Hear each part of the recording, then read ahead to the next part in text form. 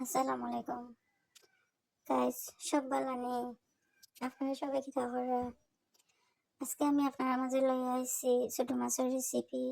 আজকে ছোট মাছের নাম হইল গে মলা মাছ, আর আমরা সিলেট সবাই এটারে আমরা কই মহা মাছ। এখন আমি আগে মহা মাছটা কাটিয়া ধুইয়া রাখি দিছি। এখন আমি একটা পাতিলর মাঝে ধুইয়া রাখা মহা মাছ লইছি। তারপর এখানে কয়েক পিস কাঁচামরিচ দিলাম, পেঁয়াজ বাটা দিছি, হলুদের গুঁড়া, মরিচের গুঁড়া, পরিমাণ মতো লবণ সবটা দিলাইছি। এখন আমি সয়াবিন তেল দিব, দিয়া ভালোভাবে এটারে মাখাই লাইম। এরকম মাখাইয়া ছোট মাছ রান্না করলে খুব ভালো হয়। আমরা বেশিরভাগ ছোট মাছ মাখাই জুগাইও রান্না করি। আজকে আমি আধি মাখাইলাম না, চামচ দিয়ে মাখাই লাইছি, যেহেতু অল্প মাছ আর এই মাছটা চামচ দিয়ে মাখাইলে ভাঙতো নয়। যার কারণে ভালোভাবে দেখুন আমি কিভাবে এটারে ভালোভাবে মাখাইলাম। ও মাখানির মাঝে মাছের মজা বাড়াইব। মাখানি শেষ করিয়া আমি এখানে পরিমাণ মতো ঝোল একসাথে দিলাম। দেখুন কালারটা সুন্দর লাগে।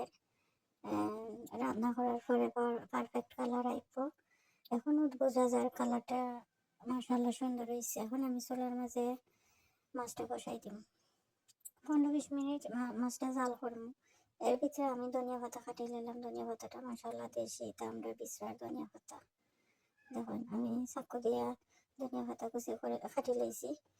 এখন আমি দেখি আমার তরকারিটা কত দূর হয়েছে। তরকারিটা মোটামুটি হয়ে গেছে, আর একটু সময় জাল করবো।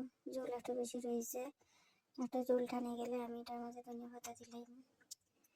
এখন মোটামুটি ঝোলটা নিয়ে আইছে, আমি ধনিয়া পাতা দিয়া তারপরে তরকারিটা নামাইলাম।